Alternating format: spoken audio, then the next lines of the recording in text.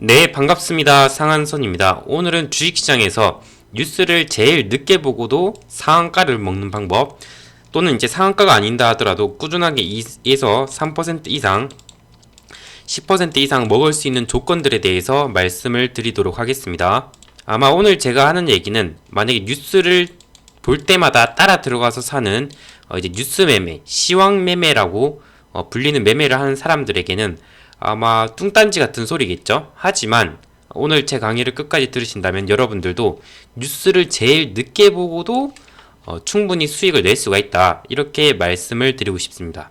실제로 제가 이제 상한가 추월 차선이라는 어플리케이션, 이제 재능 기부를 해드린 어플리케이션인데, 여기서 이제 1월 7일 날짜 여기죠. 이 날짜에 아진 엑스텍이라는 종목과 그 다음에 퍼스텍이라는 종목을 정리를 해드렸습니다. 이 종목들이 앞으로 더 날아갈 가능성이 있고 관심 종목으로 보셔야 됩니다 라고 이제 말씀을 드렸는데요. 퍼스텍은 이제 소폭 눌리더니 주가가 이제 급등이 나왔고요. 그 다음에 아진 엑스텍이라는 종목도 다음 날짜에 이제 이렇게 바로 급등이 나오고 추가 상승이 나왔던 모습이 보였습니다. 제가 이것을 뉴스를 가장 빨리 봐서 수익을 낼 수 있었던 것일까요? 절대 아닙니다. 저는 뉴스를 그렇게 빨리 보지도 않았고요. 이제 장 마감할 때 종목을 정리를 하면서 이제 발견하게 되면서 이제 공유를 하게 되었던 종목이었습니다. 따라서 여러분들 같은 경우에서는 뉴스를 제일 빨리 봐야 된다 라는 선입견을 일단 버리시길 바라겠습니다. 버리시길 바라겠고요. 특히나 직장인분들 같은 경우에서는 이렇게 당일 날짜에 급등할 때 뉴스가 붙으면서 급등하는 이런 종목들이 매매를 할 수가 없는 조건입니다. 대부분의 직장인들 같은 경우에서는 매매를 했다 한다 하더라도 만약에 회의가 있거나 이런 상황에서 이제 주가가 이제 가다 이제 또 급락을 시키는 경우가 있거든요. 뉴스가 노출이 되고 이제 그 다음에 바로 개인 투자자들을 털어버리는 이런 악질 세력들이 있단 말입니다. 그런 분들에게 바로 당해서 마이너스 10%, 바로 이제 당일 날짜에 5분 만에 꼬라박는 현상들이 있으실 겁니다. 물론 이런 매매를 해서 돈을 잘 버는 분들도 있습니다.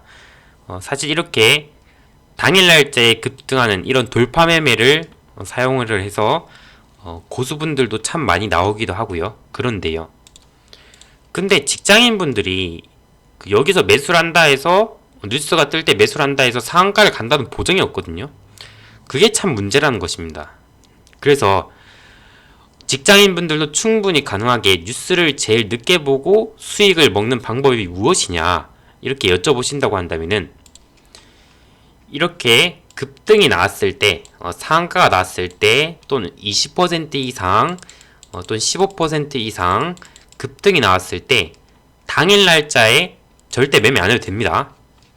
왜냐고 하냐면 제가 여러분들한테 뭐라고 말씀드렸죠?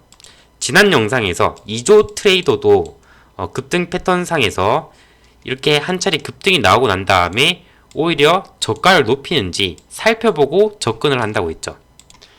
따라서 뉴스가 정말 좋은 놈들 같은 경우에서는, 좋은 종목들 같은 경우에서는 한번 급등이 나왔다가 패대기 이렇게 치는 현상이 나타나지 않습니다. 이렇게 우상향을 그린다는 말입니다. 따라서 종목이 정말 좋은 재료라고 한다면 첫 번째, 상한가를 닫느냐 또는 최소 20% 급등을 하느냐가 첫 번째 조건입니다. 언제까지? 장 마감까지.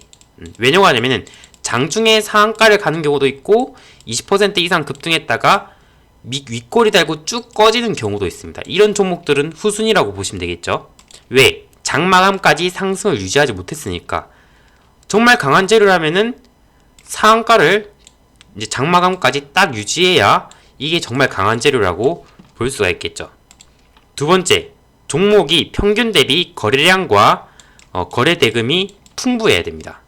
왜? 재료가 좋은 것을 알고 이때 퍼스텍이라는 차트 속에서 한번 이때 뉴스를 한번 볼까요?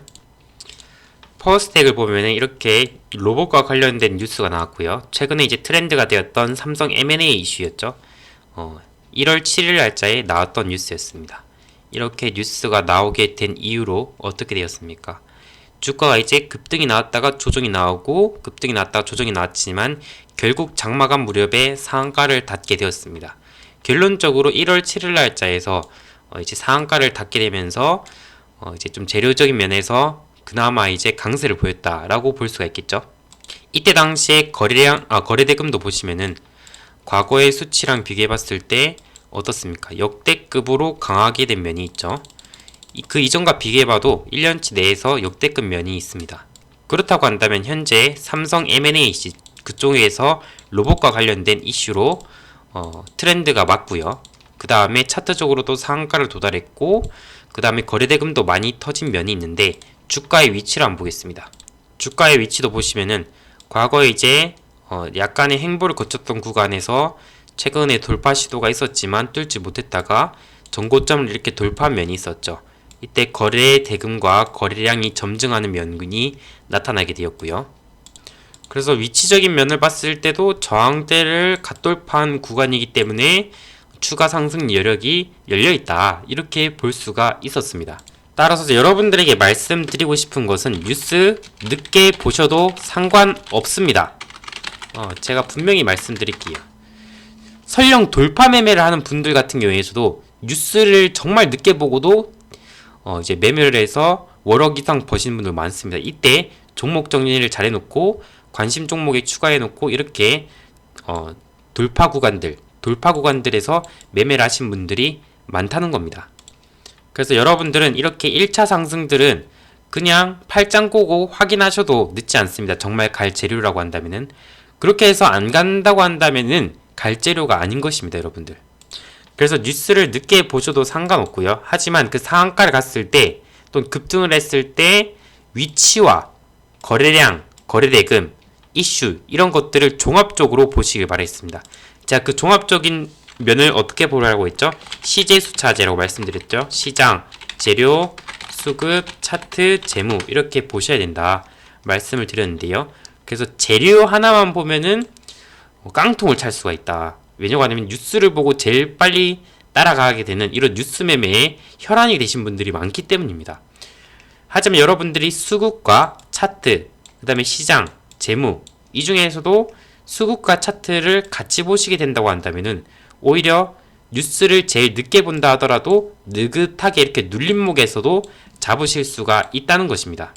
여러분들 돌파 매매와 눌림 매매는 신문지 한 장 차이입니다. 어차피 갈 종목을 여러분들이 선정을 하신다고 한다면은 눌림에서 잡든 돌파에서 잡든 매매의 장단점만 있을 뿐이지 이게 주가가 결국 우상향할 가능성이 높기 때문입니다. 그래서 제가 지난 영상에서 말씀드린 게 재료가 차트를 보완한다고 했죠. 왜? 눌림을 줄 때, 페이크를 줄 때 우리는 세력들에게 속임수를 당하지 않을 수가 있습니다. 왜? 재료의 파급력을 알 수 있으니까. 따라서 결론적으로 말씀드리면은 뉴스 늦게 보셔도 상관없고요. 하지만 이 뉴스가 파급력이 있을지 연속성이 있을지 그게 가장 중요하다고 말씀을 드리고 싶고 그것에 대한 공부법은 바로 지난 영상에서 여러분들에게 상세하게 말씀을 드렸습니다. 그리고 이런 급등의 기준들 제가 또 이제 차트 강의 월급 독립스쿨에서 계속해서 말씀드렸는데 앞으로도 이제 이 기준봉에 대한 강의도 제가 해드리도록 할 테니 여러분들이 그간 들을 수 없었던 차트만의 기준봉이 아니야 차트와 재료를 결합한 기준봉에 대한 강의도 제가 해드리도록 하겠습니다. 그래서 앞으로도 좋은 내용들 많이 말씀드리도록 할 테니 본 영상이 도움이 되셨다면 좋아요와 구독, 알림 설정 해주시길 바라겠습니다. 감사합니다.